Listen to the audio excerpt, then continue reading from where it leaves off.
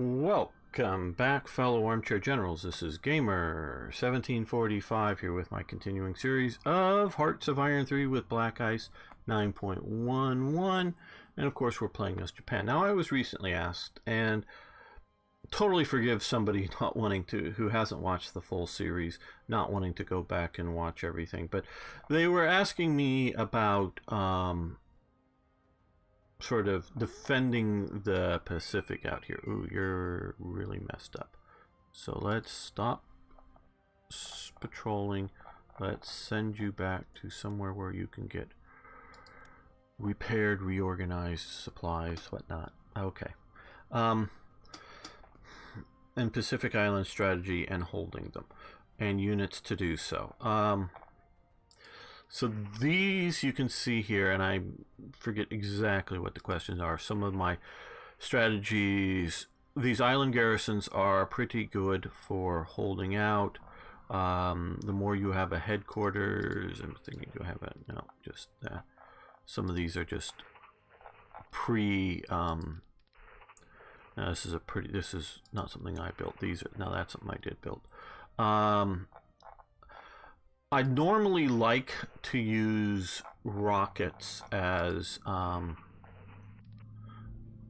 garrison artillery, but I've not, for Japan, and I don't suggest people do, I've not pursued the rockets as, and then we go over and look here, prove me wrong, but do the research path here, which I haven't. Yeah, I didn't think I had, for rocket artillery. Just, you know, trying to focus in research on areas that I think are important. The reason I like to use rocket artillery for garrisons is, one, they're cheaper to build, and two, they're cheaper to supply just sitting here. But their negative impact is once they get into combat, they actually use more supplies. So if you're mostly just sitting on an island or a garrisoning a port somewhere, you know, an anti-invasion type function, and so they're not doing a whole lot day to day, having rockets there don't cost you much in supplies, but once you get into combat, they use supplies up heavily. Since I don't have that really as an option here, we've used artillery. Now, I've done anti-aircraft for two reasons. One, obviously you have aircraft, and I expect the US, more so than other nations, to use aircraft in attack. But also, and we can look here, and it's not good. It has some minor heart attack, but it's piercing of 6, where we can look at the artillery here. Heart attack, not terribly good. Piercing 0. And let's look at the piercing for 0 for your island, tropical island garrison. So basically these are going to have their heart attack value in half. So if you know, here has a heart attack value of 3.3, so you're looking at about heart attack of about 1.6 or something. Don't ever have me do your math homework. Here, if you don't have the AA, because with 0 piercing attack, you're always going to be at half values. Now, let's see, do they have air defense? They have some pretty decent air defense already. You see 21 for the tropical island garrison, but they don't have piercing, where here we have air defense 33. So by having 6, well, probably this late in the war, 44, the Americans' proper armored divisions are going to have greater than 6 armor, so you're probably going to half your heart attack anyways. But if it's a lightly armored formation of some sort, you know, its armor value is less than 6, then you'll get the full effect. So it gives some anti-tank ability, not great, definitely air, and your tropical island garrison also has better than standard, I believe. And I say believe and standard is I have not compared the values, but also values shift and change depending on all of these things that you may have researched, and I don't, again, do all the math and figure all the stuff out. So those are what I use to try to hold. Now, if you notice over here, okay, some submarines there. coming back to repair. I still have a couple of big fleets here ready to deal with the Americans if they show up. We also still have, look at that, 20 fighters sitting over here. Oh, there's also some of my allies, but okay, we have a bunch of our fighters and airplanes as well too, sitting over here to try to fight off any American attack. Now, with all of the games, Hearts of Iron, there is a limitation on invasion ranges, and again, it varies. We can look at, well, transports, you know, here, range plus 800 kilometers for the next. So I can't, you know, range plus 2,000 kilometers. So I can't say X or Y is or out of range. I don't think the AI does super well in managing that. You know, in that making sure that you have an invasion fleet that will get to the range, and then, you know, get rid of unnecessary units that don't have, you know, whatever units, whether escort units or transport units that don't have the range. I don't know how well it manages that. I suspect badly, but notice I say suspect. So, for general strategy, if you've noticed here, fairly early on, and I was able to take out Hawaii. You want to take out both of these ports. You can go back and look at the battle here. For a while, I let the enemy fleet just sit here because it wasn't able to get supplies, because it was, one, too small of a port just to supply all of the fleet, and two, I was having subs out here sinking transports. And so then I pounded it from the air, and then I landed troops, air supplied troops in here, and then overland marched into here while having a fleet out here, and I just slaughtered the American fleets that were one, completely disorganized because they were leaving because they had zero supply. I mean, they're just shifting to a new port. They couldn't operate. And so I just slaughtered them, and a lot of them were also weak because they had been damaged by air attacks and other attacks. So if you take Hawaii, you are radically limiting where they can invade from.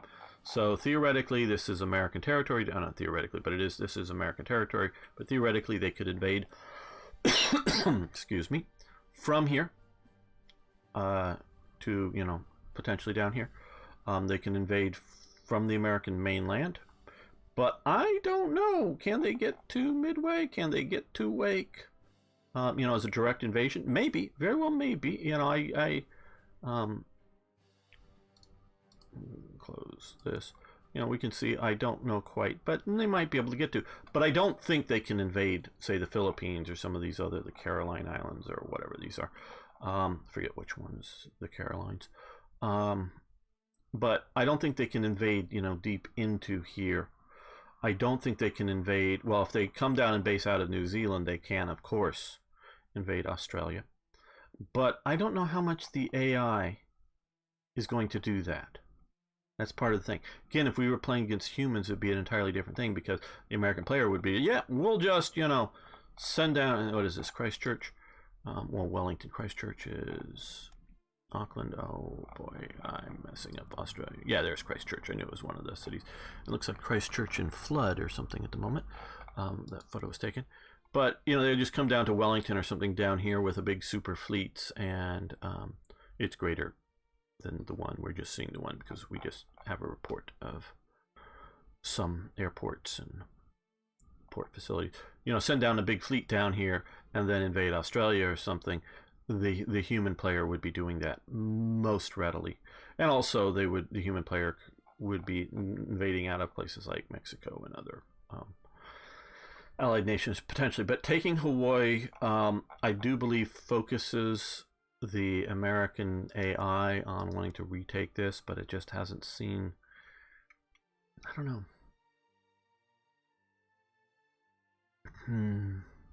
If I started playing Hearts of Iron 3 with For the Motherland DLC was out. That's when I started. And then later they came out with The Finest Hour. And so, and I still have habits left over, and I know some of them.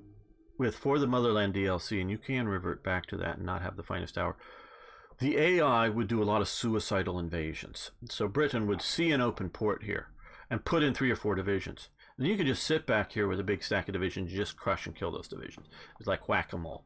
But it would be, I thought, an artificial way to too easily win. So what my habit is to put a garrison on every single port. Just something, it can be, these weak garrison units. Just something on every garrison port, or every port just garrison, so that it doesn't do these suicidal invasions, so that it would really try to do a proper invasion. Well, they fixed that with their finest hour, but they overcompensated. Now, I say that because it is an overcompensation on the one hand. On the other hand, I'm not a good AI programmer, so I can't judge that.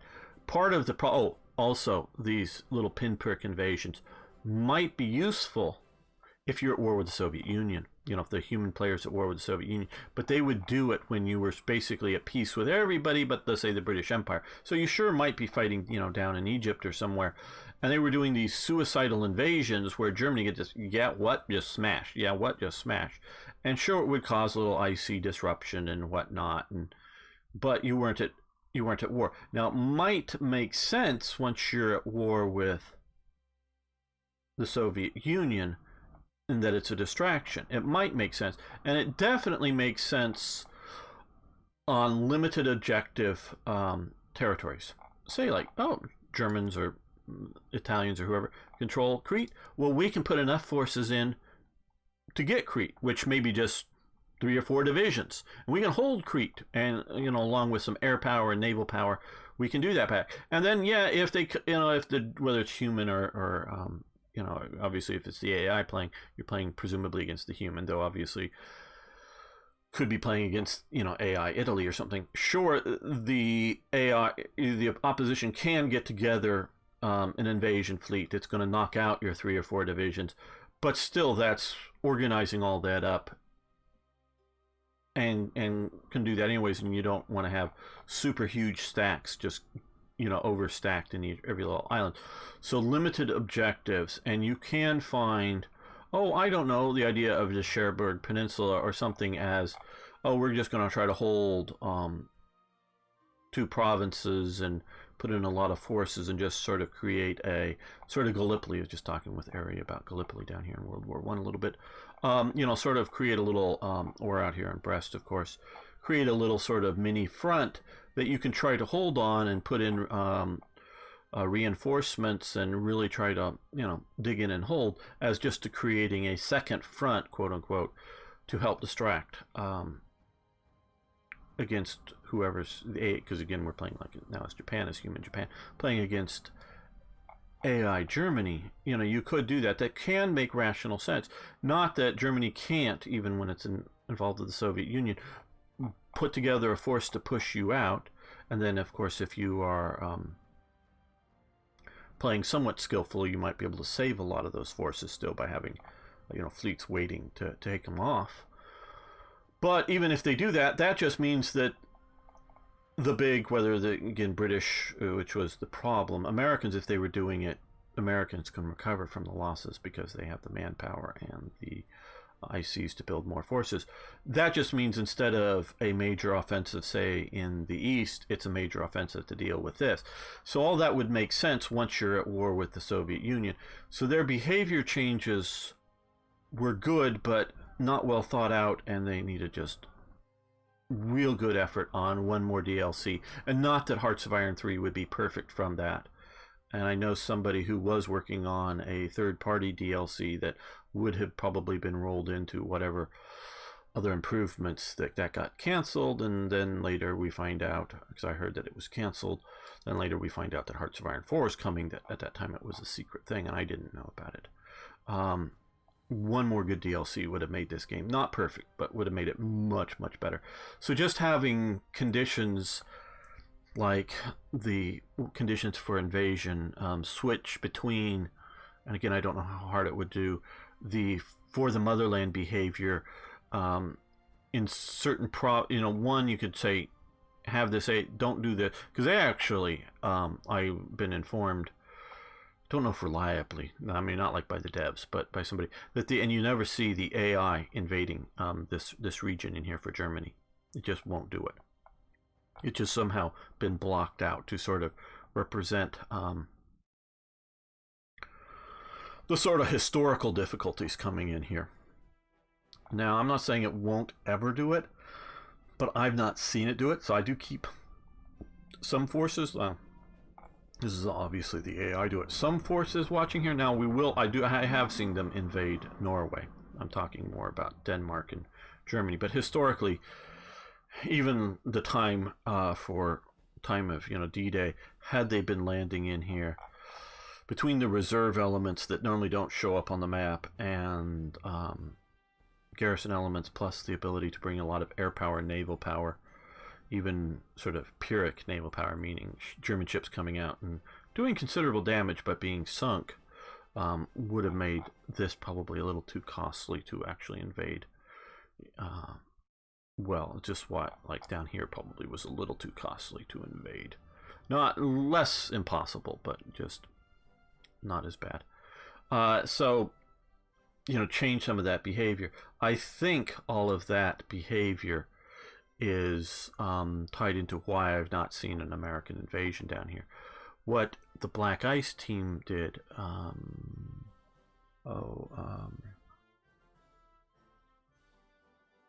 resources, here we are. These have Pacific Momentum resources that they've put in here, and it's not worked well. I say that, well, it's not worked to at least my satisfaction, because I've not seen much behavior, as to try to make it a value of some sort that both Japan and America particularly try to get try to attack, so that is a mechanic to try to give the AI momentum to attack some of these places here, where we do have strategic major air base here, but this is a Pacific. No, this is actually an industrial zone. So for some reason, I think that was maybe randomly done. But so to have, does that need a port to work? I don't know, but just one IC I know. So that's an attempt to get the AIs to fight each other. So we have not seen a good Pacific strategy here. I have seen games, I've seen them, in which the Americans have made direct landings in Japan and were doing very well against AI versus AI. Now sometimes these are happening because, what is it here? No, not Iwo Jima. Here, Guam was still in American hands for a long time, and they were able to hold that from Japanese attacks by pouring in a lot of units, and then from there pushing on Japan.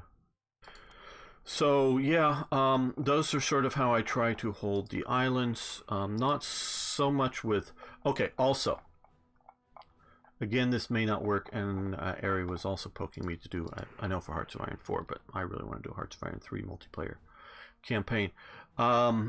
This garrison is not made to defend this island successfully from a well-organized American invasion. 3 or 4 decent Marine divisions or just decent infantry divisions should be able to readily take this island. I could put fortifications more than this. I just did the minor pillboxes. I think I did that.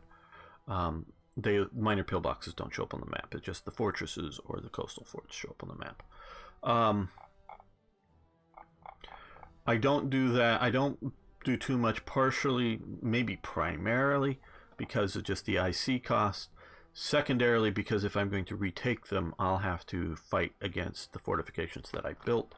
So I don't want to do it from that strategy standpoint. So these garrisons are just meant, for me, is not to defend the island from attack. It is just meant to make the attack be an attack and not just simply an occupation. Because what I want to do is get, oh my god, an invasion alert. The Americans are attacking. Okay. immediately, these are doing strike missions out here somewhere.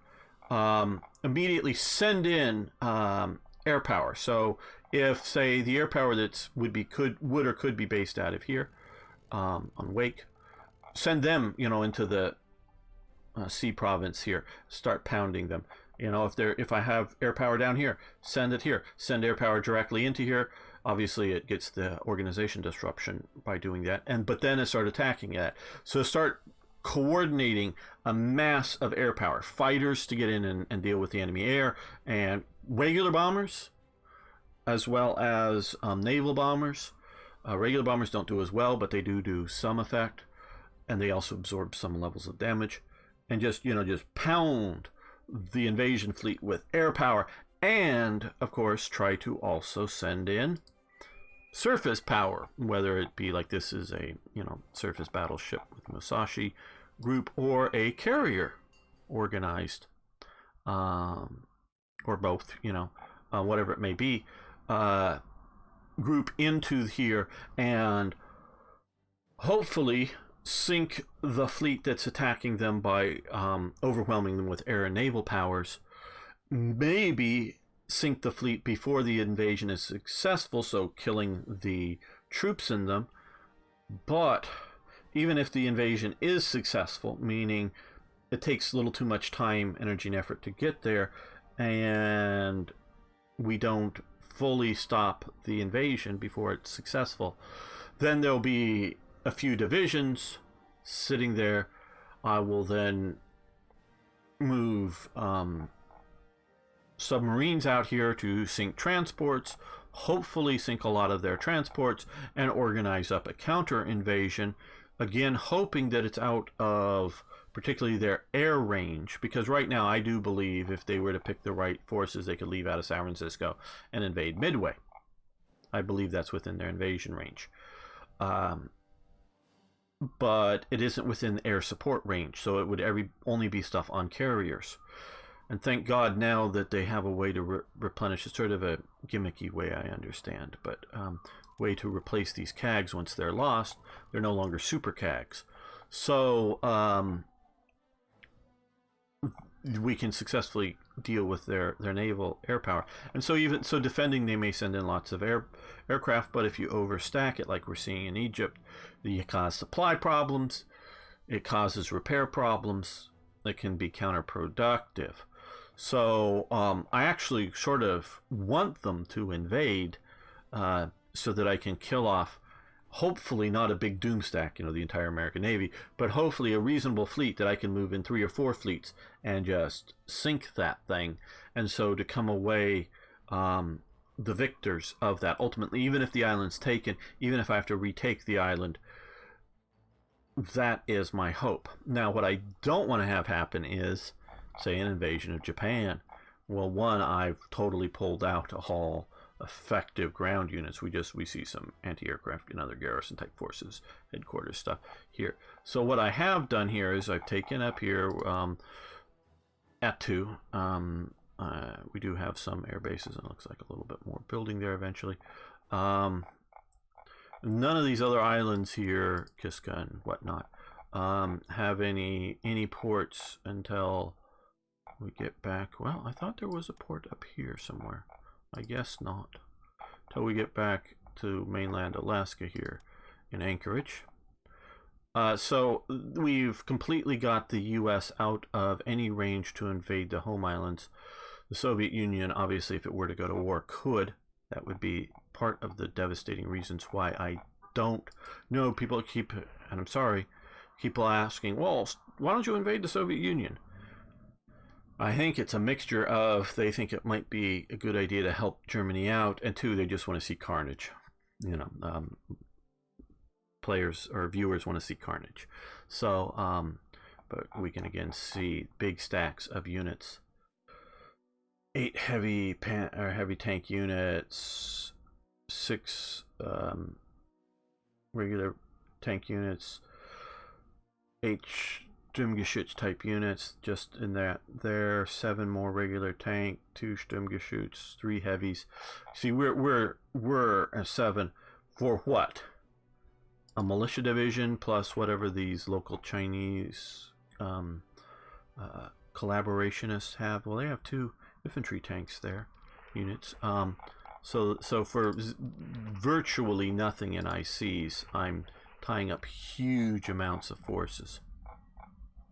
So yeah, no way are you convincing me until, oh, I don't know, the US is defeated and Britain's defeated, and for some reason Germany can't deal with the Soviet Union, that I could concentrate all my forces for going in. No way am I volunteering to go to war with the Soviet Union in this game. But so that's sort of my island strategy. I don't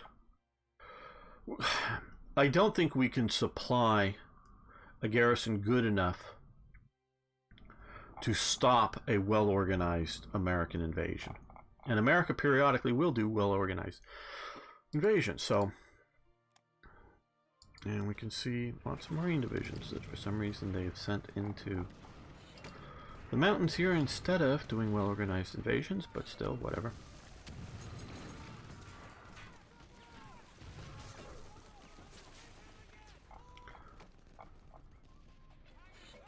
And yes, I could not get the success that I've had if we were playing a multiplayer game.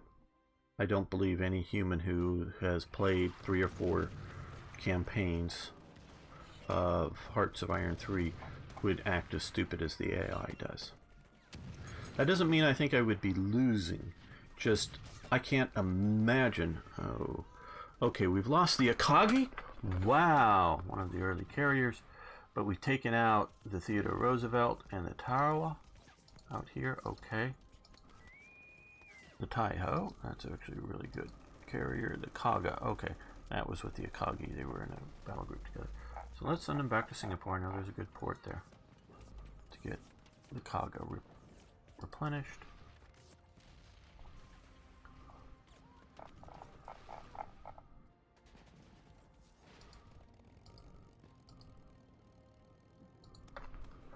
So we're going after there. I guess 2 destroyers left.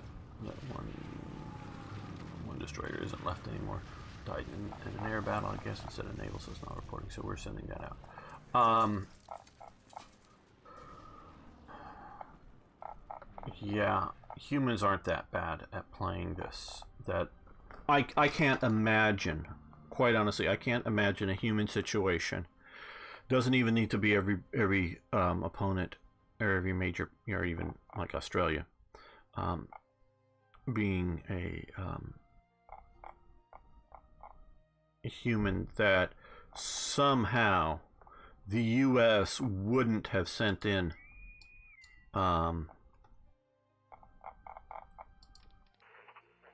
enough forces to hold Australia.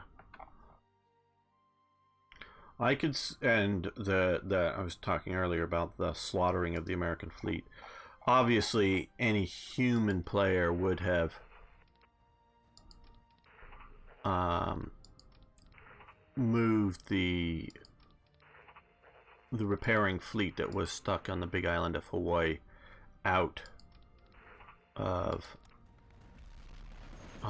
Hawaii to be repaired very early on, even if they weren't terribly, closely paying attention at the moment when they first shifted from Honolulu over there. They would have moved that out and taken whatever, maybe minor losses. I don't know how big they would have been, but in getting the damaged fleet out from whatever air attacks or something the Japanese could theoretically have made. So yeah, I could not have been doing nearly as well if I was playing against, for sure, an American player, maybe even a British player, because Britain probably could have managed to keep India from falling. Don't know that, for sure it could like hold Burma. Now you've seen my Britain campaign where I did actually hold Bangkok in this river here as Britain against Japan as a long campaign, but then again that's against Japan, or an AI Japan, not a human. So if it was human Japan versus human Britain, I think somehow, I guess, was there a revolt? Well, let's go and retake this. Or I guess maybe I never took them. Even. that I think they could have held India, and I think they could have been able to hold Australia against attacks while major victory. Okay, while not losing.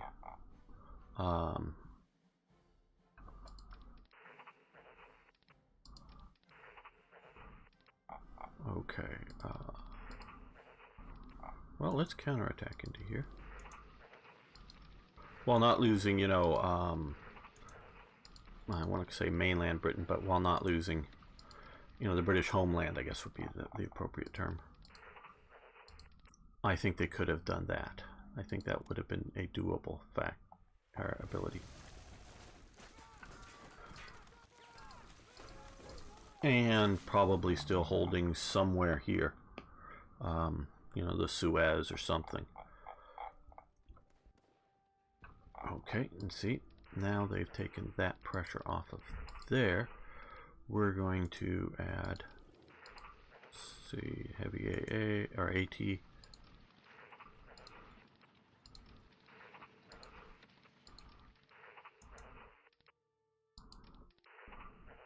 Another heavy AT there. Okay, now here. You're out of... for some reason, I don't know why you're waiting for supplies.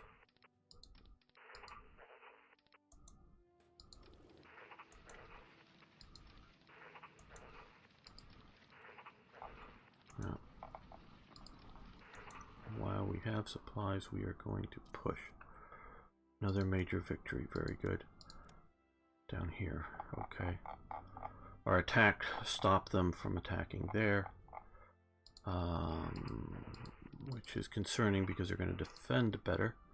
Now we have some armor. We're going to throw the armor in. Okay, they have 1 captured armor and 2 regular and an infantry tank armor. So, yeah, we'll go that way, I think.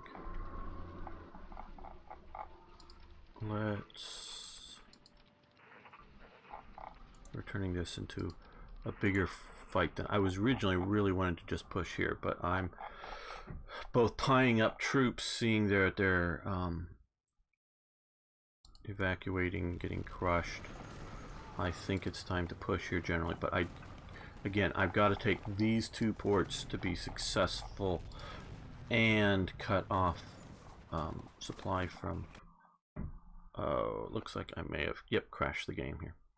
Ah, damn, this is really disheartening. Probably it's partially because I'm zooming in and out so fast and whatnot is causing this problem. We talked enough. Unfortunately, this is going to be a sort of a short gameplay episode because I don't want to go over the island defense again. Thanks for liking the video. I know you're looking at a black screen right now. Thanks for liking the videos. Thanks for any comments. If you haven't already, please subscribe. And of course, I love hearing from you, so please post a comment. See you next time for more.